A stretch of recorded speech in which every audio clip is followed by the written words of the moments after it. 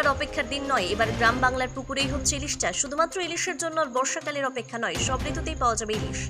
ICAR central inland fisheries research institute শিফরির তত্ত্বাবধানে শুরু হয়েছে আবদ্ধ জলে ইলিশ মাছের চাষ, আর তাতেই আশানুরূপ সফল হয়েছে। এক একটি ইলিশের ওজন হয়েছে প্রায় 700 গ্রাম। ইলিশ মাছ নিয়ে মৎস্য বিজ্ঞানীদের দীর্ঘদিনের গবেষণা অবশেষে সফল হলো।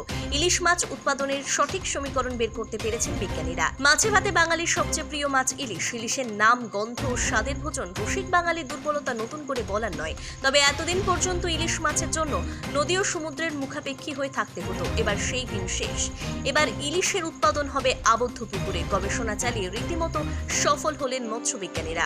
কোলাঘাট ব্লকের জামিট্টা এলাকায় পরীক্ষামূলকভাবে ইলিশ মাছ চাষ শুরু করে শিফরি, আর তাতেই মিলেছে অভাবনীয় সফলতা। পুকুর ইলিশ মাছের খাদ্য হিসেবে জুপ্লাঙ্কটন ব্যবহার করা হচ্ছে। ফলে প্রিয় মাছ ইলিশের জন্য ভোজন রসিক বাঙালিদের আর বর্ষাকালের অপেক্ষা করতে হবে না। যে কোনো ঋতুতে পুকুর থেকেই পাওয়া যাবে ইলিশ মাছ। পুকুরের আবদ্ধ জলে ইলিশ চাষ নিয়ে গড়ল ICAR central inland fisheries research ইনস্টিটিউটের ডিরেক্টর ডক্টর বসন্ত কুমার দাস জানান। এরকম আনন্দের কথা যে ইলিশ মাছ আমাদের পুকুরে চাষ হচ্ছে, যদিও এই ব্যাপারটা এখনও আরও উৎসাহের জায়গায় আমরা পৌঁছইনি। এই জন্য যে ইলিশ মাছ নদীর মাছ, সেটা পুকুরে কতটা চাষ করা যাবে এই নিয়ে আমাদের সংশয় ছিল। এবং আমরা এর আগে দেখেছি কাকদ্বীপে ইলিশ মাছ চাষ হচ্ছে, কিন্তু সেটা ওই 500 গ্রামের বেশি বড় হচ্ছে না, এবং সেটা সরকারি কেন্দ্রীয় সরকারি প্রকল্প। কিন্তু এখন আমরা চেষ্টা করছি এটাকে ভালো করে করতে এবং সুন্দর করে গুছিয়ে করতে।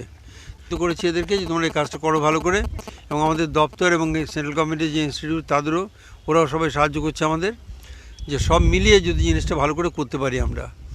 তো আজকে নেটিং করে দেখা গেল প্রায় 200 ইলিশ হয়েছে, কিন্তু সময়টা লেগেছে প্রায় 1.5 বছর। কেন্দ্রীয় মৎস্য গবেষণা সংস্থার দাবি, পুকুরের জলে ইলিশ মাছ চাষ ও মাছের প্রজনন ঘটানো অনেকটাই সফল। ইলিশ মাছ অত্যন্ত ধীরে ধীরে বড় হয়, ফলে সময় লাগে। সেই জায়গায় পুকুরের ইলিশ প্রায় 3 বছরের মধ্যেই ভালো বৃদ্ধি পেয়েছে। এই সময়কালে সমুদ্র এবং নদীতেও একটি ইলিশের ওজন এত গ্রাম হয় না। তাই ইলিশ নিয়ে গবেষণামূলক এই সফলতা একটি নতুন রেকর্ড সৃষ্টি করেছে। নতুন রেকর্ড।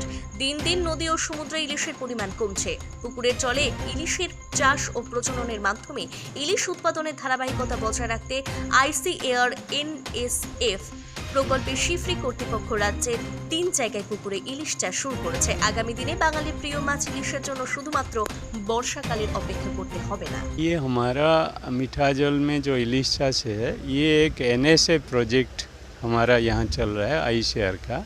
इसमें हमारा ICAR शिफरी छोड़की शिबा और शिफा, ये मिली कोलाबरेटिव प्रोजेक्ट चल रहा है। इसी में जो यहाँ पर नदी है, नदी से छोटा इलिश हम लोग कलेक्शन करके ये तालाब में पालन कर रहे हैं। ये 3 साल से ये काम इधर चल रहा है।